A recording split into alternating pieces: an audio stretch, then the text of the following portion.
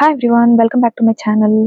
UPSC ப்ரிப்பரேஷனில் topic almost எல்லாரும் repeat பண்ணுற ஃபியூ காமன் ஸ்ட்ராட்டஜிஸ் இருக்குது. இந்த வீடியோவில் 10 பவர்ஃபுல் டிப்ஸ் எடுத்துகிட்டு வந்திருக்கேன். அதை சிம்பிளாக ப்ராக்டிக்கலாக பார்க்கலாம். நீங்கள் பிகினராக இருந்தாலும் ஆல்ரெடி ப்ரிப்பரேஷன் ஸ்டார்ட் பண்ணியிருந்தாலும் இந்த பாயிண்ட்ஸ் டெஃபினட்டாக ஹெல்ப்ஃபுல்லாக இருக்கும். வாங்க வீடியோக்குள்ளே போகலாம். So first one is stick to the syllabus. யூபிஎஸ்சியில் பிக்கெஸ்ட் மிஸ்டேக் என்னன்னா சிலபஸை கிளியராக பார்க்காம ரேண்டமாக படிக்கிறது. ஃபார் எக்ஸாம்பிள், நீங்கள் சூப்பர் மார்க்கெட் போகிறீங்க, பால் வாங்கணும்னு போகிறீங்க.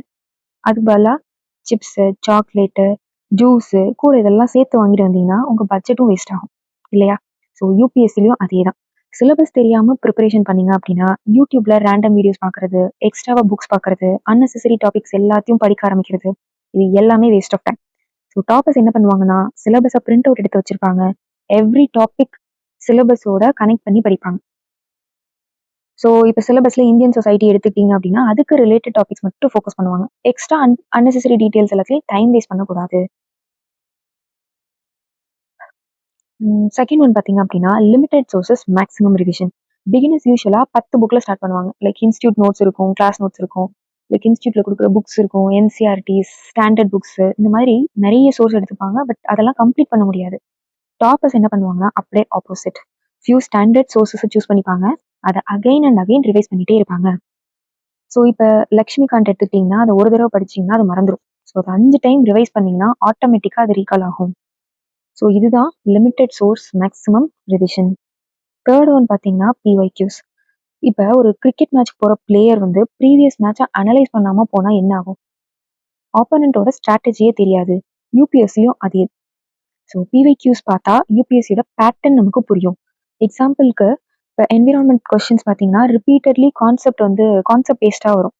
ஹிஸ்ட்ரியில் பார்த்தீங்க அப்படின்னா கல்ச்சர் ரிப்பீட்டட் தீமாக இருக்கும்.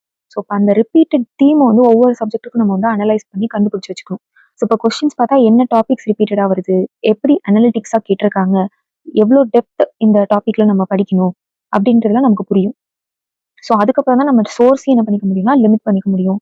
எவ்வளோ படிக்கணும், எதை வந்து எவ்வளோ டீப்பாக படிக்கணும் அப்படின்றது நமக்கு புரியும். ஃபோர்த் ஒன் பார்த்தீங்கன்னா daily news paper plus current affairs integration. News paper படிக்கணும், பட் ரேண்டம் நியூஸ்லாம் படிக்கக்கூடாது.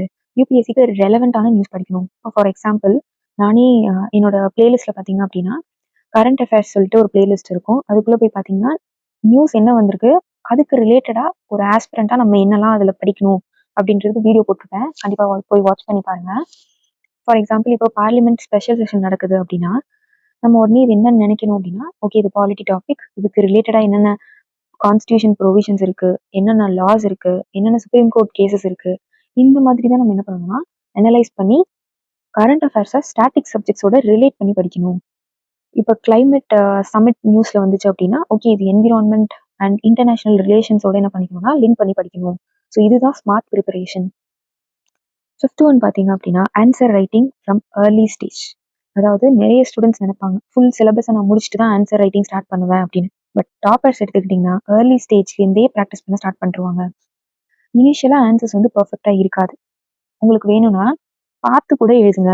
இப்போ நானே என்னோட எஸ்ஏ ரைட்டிங் வீடியோ போட்டிருப்பேன். அதில் பார்த்தீங்கன்னா எஸ்ஏவை நான் பார்த்து தான் எழுத போகிறேன். 1 மந்த்துக்கு நான் இதை ப்ராக்டிஸ் பண்ண போகிறேன். அப்போ தான் எனக்கு வந்து அது ஹேபிட் ஆகும். அப்போ தான் அது எனக்கு வந்து பழக்கமாகும். இன்னே அறியாமல் எனக்கு எஸ்ஏ ரைட்டிங் வந்து எழுதணும் அப்படின்னா ஃபஸ்ட்டு அதை ஹேபிட்டாக மாற்றணும். ஓகேவா? ஸோ அதனால ஆன்சர் ரைட்டிங்கும் நீங்கள் உங்களுக்கு தெரியலன்னா பார்த்து கூட எழுதுங்க. ஃபஸ்ட்டு ஒரு 1 மந்த் அதை ப்ராக்டிஸ் பண்ணுங்கள். அதுக்கப்புறமா பார்க்காமையும் எழுதி பாருங்கள். ஸோ ஸ்லோவாக நமக்கு ஸ்ட்ரக்சர் இம்ப்ரூவ் ஆகிடும், ஸ்பீட் இம்ப்ரூவ் ஆகும், திங்கிங் கிளாரிட்டி இம்ப்ரூவ் ஆகும். ஸோ அதனால் ஏர்லி ஸ்டேஜ்லேயே ஆன்சர் ரைட்டிங்கை ஸ்டார்ட் பண்ணிவிடுங்க. நெக்ஸ்ட் வந்து மார்க் டெஸ்ட். நிறைய ஸ்டூடெண்ட்ஸ் வந்து மார்க் எடுக்கவே பயப்படுவாங்க. ஏன்னா லோ மார்க்ஸ் வந்துச்சுன்னா அவங்களோட கான்ஃபிடென்ஸ் வந்து குறைஞ்சிரும்னு நினைப்பாங்க. ஸோ அதனால் மார்க் எடுக்கவே பயந்துட்டே எடுக்க மாட்டாங்க. ஸோ ஆக்சுவலாக மார்க் எடுத்தீங்கன்னா தான் மிஸ்டேக்ஸ் என்ன பண்ணியிருக்கீங்கன்னு தெரியும், டைம் மேனேஜ்மெண்ட் இம்ப்ரூவ் ஆகும், வீக் ஏரியாஸ் ஐடென்டிஃபை பண்ண முடியும். டாப்பர்ஸ் வந்து ஸ்கோரை விட அனலைஸ் தான் நிறைய பண்ணுவாங்க. அனாலிசிஸ்க்கு தான் இம்பார்ட்டன்ஸ் கொடுப்பாங்க. எதில் மிஸ்டேக் பண்ணியிருக்கோம், எதில் நம்ம வீக்காக இருக்கோம், இந்த மாதிரி மிஸ்டேக் அனலைஸ் பண்ணி டைம் மேனேஜ்மெண்ட் எப்படி இம்ப்ரூவ் பண்ணணும், இந்த மாதிரி வீக் ஏரியாஸை ஃபோக்கஸ் பண்ணுவாங்க. ஸோ மார்க் எடுக்கிறது ரொம்ப இம்பார்ட்டண்ட். நெக்ஸ்ட் ஒன் பார்த்தீங்கன்னா கன்சிஸ்டன்சி. லைக் 1 டே 15 hours படிச்சுட்டு நெக்ஸ்ட் ஒரு 5 நாளைக்கு நான் ரெஸ்ட் எடுக்க போகிறேன் அப்படின்னா யூஸே கிடையாது அதில். ஸோ டெய்லி கன்சிஸ்டன்ட் எஃபர்ட் தான் வந்து ரிசல்ட்டை கொடுக்கும். ஸோ ஈவன் இன்னைக்கு நீங்கள் ஒரு 6 hours படிக்கிறீங்க, நாளைக்கு ஒரு அட்லீஸ்ட் 4 hours இல்லை 2 hours இல்லை ஒரு பிஸியான டேவாக இருந்துச்சுன்னா ஈவன் 1 hour கூட ஓகே. 1 hour கூட நம்மளால ஸ்பெண்ட் பண்ண முடியாத அளவுக்கு பிஸியாக யாரும் இருக்க போகிறதில்ல. ஸோ அதனால் அட்லீஸ்ட் அந்த 1 hour ஆச்சும் உட்காந்து படிங்க. Consistency is very important. 8th one பார்த்தீங்க அப்படின்னா strong optional subject strategy. So optional தான் வந்து ரேங்கை டிசைட் பண்ண ஹெல்ப் பண்ணும். ஸோ டாப்பர்ஸ்லாம் பார்த்தீங்க அப்படின்னா ஆப்ஷனல் பேசிக்ஸ் ஸ்ட்ராங் பண்ணிடுவாங்க, நோட்ஸ் ப்ரிப்பேர் பண்ணி வச்சுருவாங்க. ஸோ ரிப்பீட்டட் ரிவிஷன் வந்து பண்ணிகிட்டே இருப்பாங்க. ஏன்னா ஆப்ஷனலுக்கு செப்பரேட் ஸ்ட்ராட்டஜி எப்போவுமே இருக்கணும். நீங்கள் அதை எப்படி உங்களுக்கு பிடிச்ச ஆப்ஷனல் தான் நீங்கள் சூஸ் பண்ண போகிறீங்க, இல்லைனா உங்களுக்கு எது ஓகேன்னு நினைக்கிறீங்களோ அதை சூஸ் பண்ணுவீங்க. ஸோ ஆப்ஷனல் வந்து இன்னும் டெப்த்தாக போய் நீங்கள் அதை அண்டர்ஸ்டாண்ட் பண்ணி பேஸ் லெவலில் நீங்கள் ஸ்ட்ராங்காகவும் இருக்கணும். அதுக்குன்னு ஒரு ஸ்ட்ராட்டஜி நீங்கள் எப்போவுமே என்ன பண்ணிக்கலாம், செட் பண்ணி வச்சுக்கணும்.